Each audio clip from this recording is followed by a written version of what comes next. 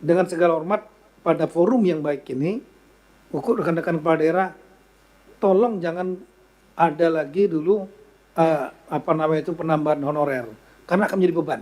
Kesempatan pertama kepada Pak Mendagri, mudah-mudahan tidak lebih dari 10 menit Pak, poin pentingnya saja. Terima kasih, silakan. Baik, terima kasih.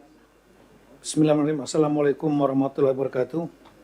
Yang kami hormati pimpinan Komisi 2 dan segenap anggota Komisi 2 yang kami muliakan, rekan-rekan kepala daerah atau yang mewakili, baik yang hadir secara langsung di ruangan ini dan juga secara virtual. Kami melihat sudah ada 685 partisipan di virtual, tapi itu dalam satu partisipan bisa berkelompok. Mungkin kalau rata-rata 5 saja, berarti yang menyaksikan lebih 3.000, 4.000 orang. Ini mungkin karyawan-karyawan yang pengen tahu bagaimana nasibnya gitu.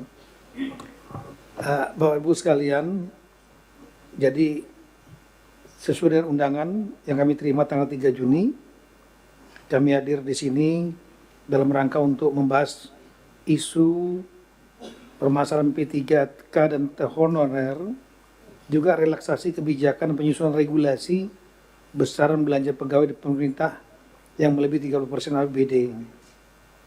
Kita tahu bahwa dasar hukum pengelolaan kepegawaian keuangan daerah ini diatur dalam Undang-Undang ASN nomor 20 tahun 2023. Kami berusaha mempersingkat karena sudah tahu intinya permasalahannya. Kemudian adalah ini ya undang-undang yang menjadi titik krusial, yaitu Undang-Undang nomor 1 tahun 2002 tentang hubungan keuangan antara pemerintah pusat dan pemerintah daerah, HKPD, ditetapkan 5 Januari 2022. Khususnya pasal 146 yang ada 3 ayat di situ. Ayat satunya adalah daerah wajib mengalokasikan belanja pegawai daerah di luar tunjangan guru yang dialokasikan melalui TKD, transfer keuangan daerah, paling tinggi 30% dari total belanja APBD.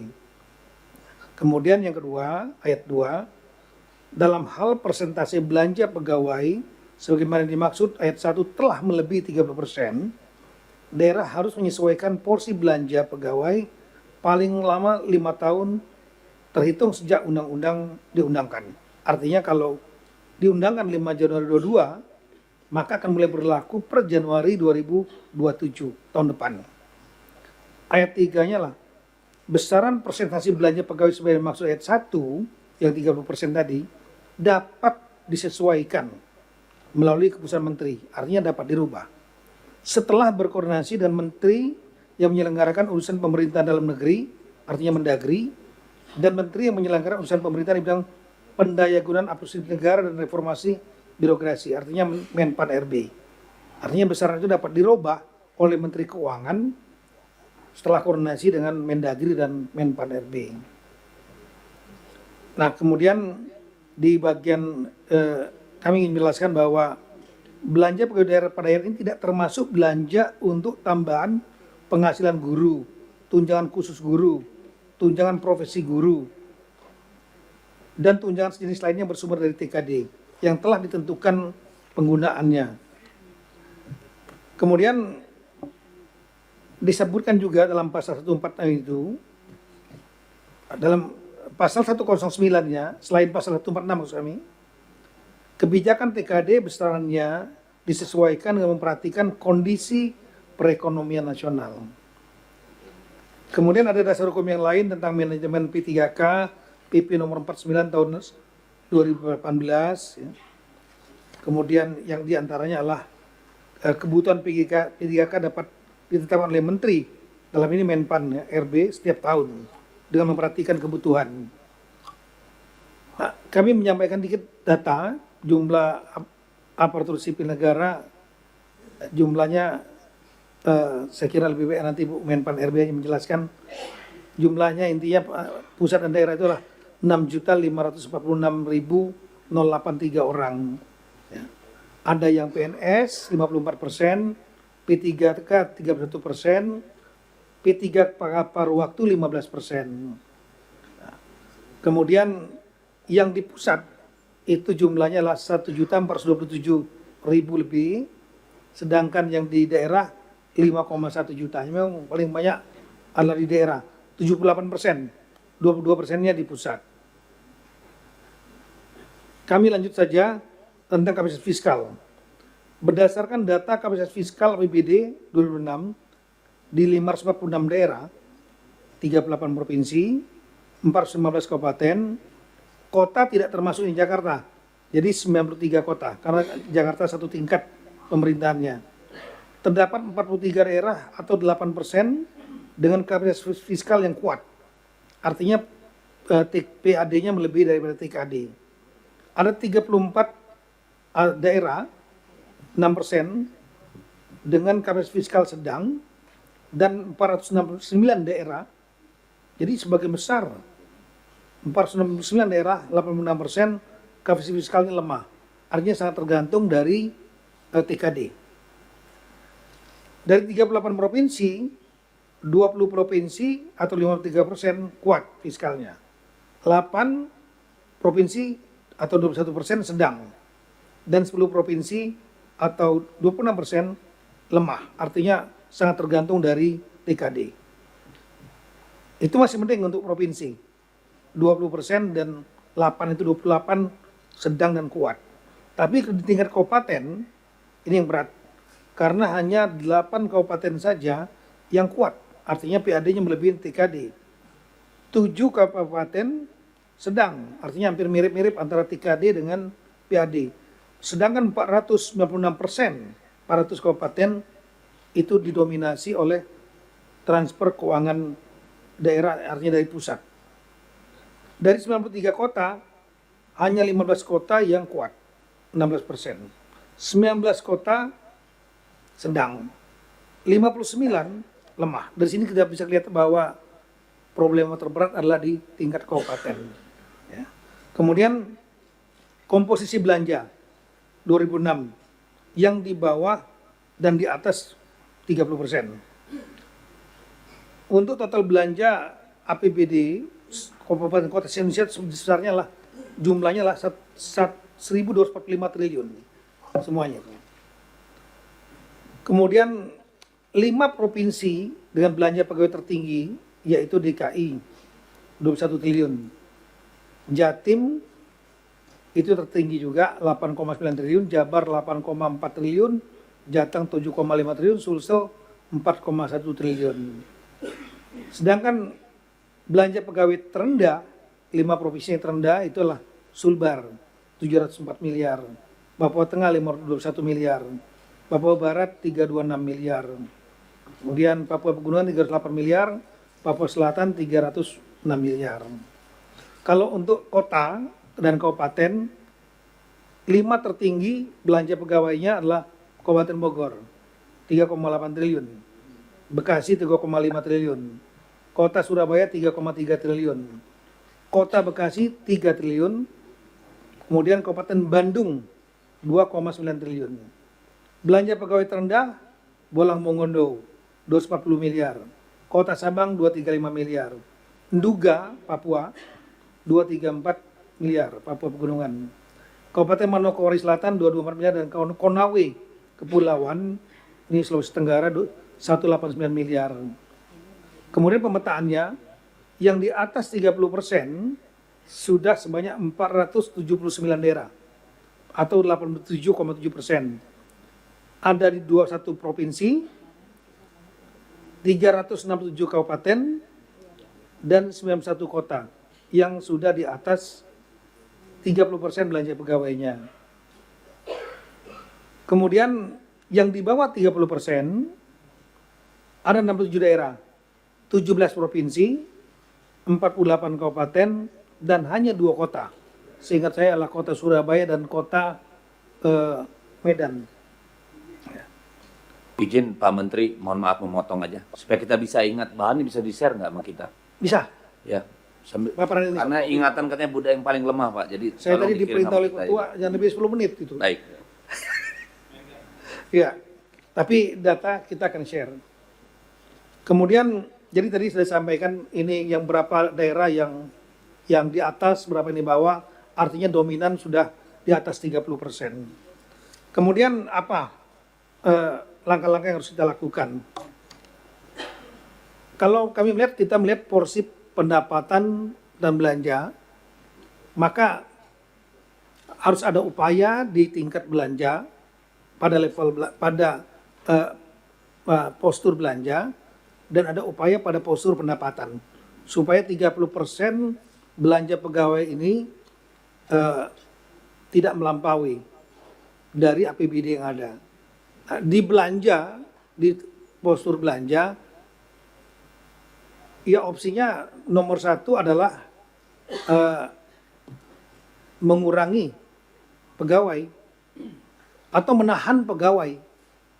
Artinya tidak ada rekrutmen baru, apalagi tenaga honorer.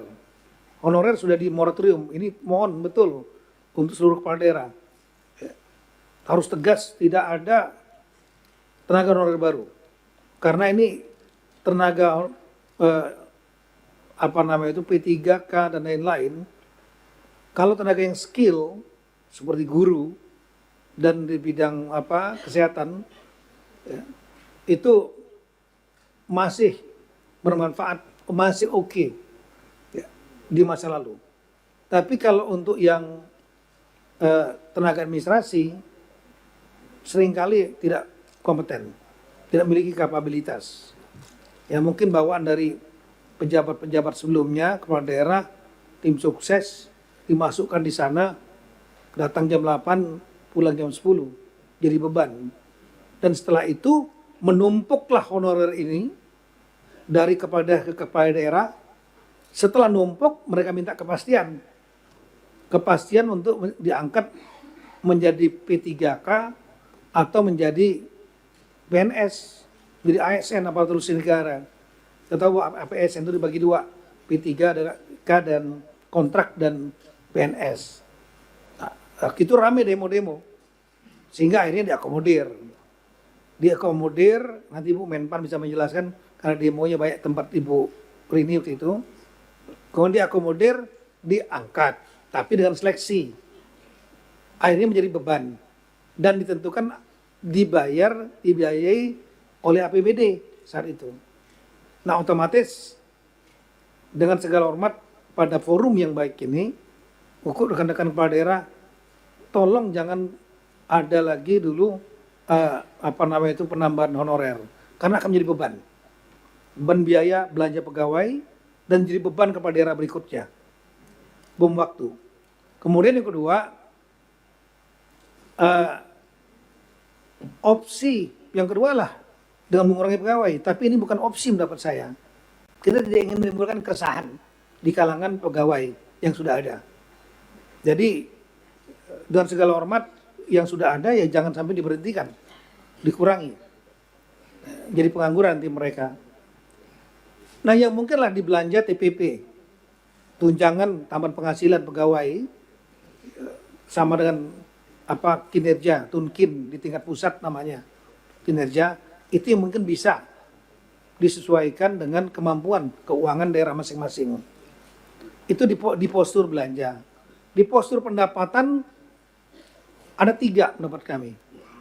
Yang pertama adalah daerah harus berusaha untuk mendapatkan PAD, menambah PAD, tapi tidak memberatkan rakyat. Dan ini beberapa praktek banyak yang sudah bisa lakukan oleh beberapa kepala daerah. Saya memberikan apresiasi yang tinggi kepada kepala daerah yang kreatif, tapi tidak memberatkan rakyat. Misalnya, kalau boleh ditampilkan Pekanbaru, saya selalu memuji dan saya mengirimkan tim ke sana. Wali Kota Pekanbaru 2024 PAD mereka 800 miliar bisa menjadi 1,2 triliun. Sampai saya datangkan tim, apa resepnya? Resepnya ternyata mempermudah perizinan. Masyarakat juga banyak sebetulnya yang mau membayar pajak retribusi, tapi kemudian kadang-kadang dipersulit. Nah, akhirnya mereka nggak bayar karena dipersulit. Tapi begitu dipermudah mereka bayar. Ini dibuktikan oleh Wali Kota Pekanbaru. Yang lain saya mengapresiasi sebenarnya Banyuwangi. Kemudian di daerah Bali yang bisa membuat mengkonek dengan para pembayar pajak yang selama ini retribusi sebetulnya sudah ada, tapi tidak penuh masuk ke Kadispenda dengan membuat sistem misalnya dari pajak restoran 10% retribusi setiap bil yang ada dikolek oleh pengusaha usaha dan kemudian baru diserahkan kepada Dispenda. Nah ini nggak sepenuhnya masuk kadang-kadang. Oleh karena itu dibuat sistem yang langsung dari restoran, hotel langsung masuk ke Dispenda dan itu naik. Nah ini kreatif tapi tidak memberatkan rakyat karena memang sudah ada. Nah yang hal-hal seperti ini kita harapkan rekan-rekan kepala daerah lebih kreatif. Dan kemudian yang kedua, upayakan juga BUMD-nya. Kemarin kita sudah membahas mengenai BUMD. BUMD banyak yang untung, tapi juga 60% untung. Tapi juga banyak juga yang rugi, lebih kurang 30-an%. Nah ini kepala daerah juga harus bisa memperdayakan agar BUMD menjadi instrumen untuk menambah pendapatan. Nah yang ketiga adalah otomatis TKD yang harus ditambah. Kita sudah mencatat lebih kurang hampir 140 daerah pada saat retreat di Jatinangor dengan seluruh sekda. Ya, karena sekda ini paham teknis. Tolong rekan-rekan kepala daerah yang sudah jam terbangnya tinggi, oke. Tapi kalau jam terbangnya masih baru dan gak cepat beradaptasi, ya nanti kalah dengan laporan-laporannya sekda, kepala Bapeda, dan BKAD. Ikut aja. Padahal sebetulnya masih banyak yang bisa dikerjakan kreatif gitu. Nah ini ada 140 lebih kurang daerah, tapi yang sangat urgent adalah 39 daerah yang memang dari PAD nggak bisa lagi, dari BUMD nggak bisa, harus di top up TKD-nya. Dan ini perlu dibicarakan dengan Menteri Keuangan untuk mentop up APBD, TKD, sehingga pendapatannya menjadi tinggi. Kalau pendapatannya tinggi, maka otomatis belanja pegawainya nanti prosentasenya akan menjadi lebih rendah. Menjadi mudah-mudahan di bawah 30%. Itulah upaya-upaya di bidang belanja dan bidang pendapatan. Tapi ada upaya lain, yaitu upaya melalui mekanisme hukum, yaitu mengambil poin di ayat 3. Kami akan sampaikan pasal 146 ayat 3 itu memberikan peluang. 30% itu tidak bukan harga mati. Bisa menjadi berapa 40, 50 misalnya. Tapi cukup diatur dengan keputusan Menteri Keuangan setelah koordinasi dengan Menpan RB dan Mendagri. Nah, kami sudah melakukan rapat dengan Menteri Keuangan dan Ibu Menpan RB di kantor Menpan RB. Kalau boleh bisa ditampilkan fotonya, dan sudah ada press release sebetulnya. Cuma mungkin saya sudah share juga dengan rekan-rekan asosiasi kepala daerah, asosiasi gubernur, asosiasi bupati, asosiasi wali kota, supaya tenang. Ya tapi masih banyak WA, artinya nggak nyampe ke rekan-rekan, nggak ada yang nggak baca. Kesimpulan rapatnya itu dari sebenarnya saya mengusulkan ayat 3 dari kami, yaitu besarannya jangan 30%, tapi 40% atau 5% kita sesuaikan dengan kemampuan fiskal tiap-tiap daerah. Tapi ada daerah yang sudah sampai 61% belanja pegawainya. Ya, ada. Datanya kita punya. Nah kemudian dalam rapat tanggal 7 Mei ini, dari Menteri Keuangan menyampaikan opsi yang lain, yaitu tetap saja 30%, kalau nanti dibuka 40-50, takut nanti kepala daerah terlena. Terlena nggak mau berusaha nyari PAD yang kreatif, BUMD yang disehatkan.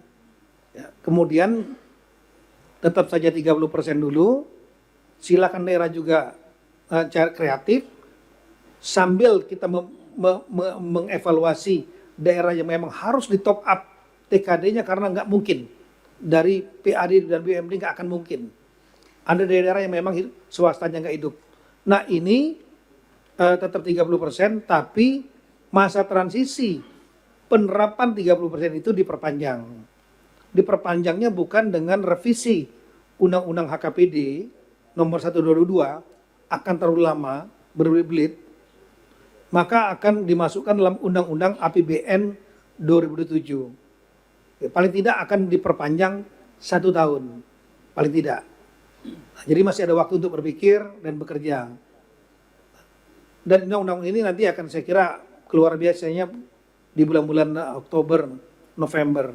Ini akan dimasukkan, sama-sama kita mengingatkan, mohon dukungan dari pimpinan Komisi 2 dan segenap anggota Komisi 2 agar nanti dibunyikan di pasal itu bahwa diperpanjang masa transisi 5 tahun itu misalnya menjadi sampai dengan tahun 1 tahun kemudian atau 2 tahun kemudian, dibunyikan dalam undang-undang ini sehingga berlaku azas lex posterior derogat, lex priori, aturan yang terakhir mengalahkan aturan yang sebelumnya. Kami kira itu pimpinan solusinya. Mudah-mudahan ini bisa menjelaskan pada teman-teman semua, dan kami mohon kepada kepala daerah bisa lebih tenang menjelaskan, dan juga kepada pegawai yang ada di daerah juga bisa menjadi tenang, karena kita tidak mengharapkan ada opsi untuk pemberhentian pegawai. Sekian, terima kasih. Assalamualaikum warahmatullahi wabarakatuh. Subscribe, share, like, and comment. Subscribe, share, like, and comment. Subscribe, share, like, and comment. Subscribe, share, like, and comment. Subscribe, share, like, and comment.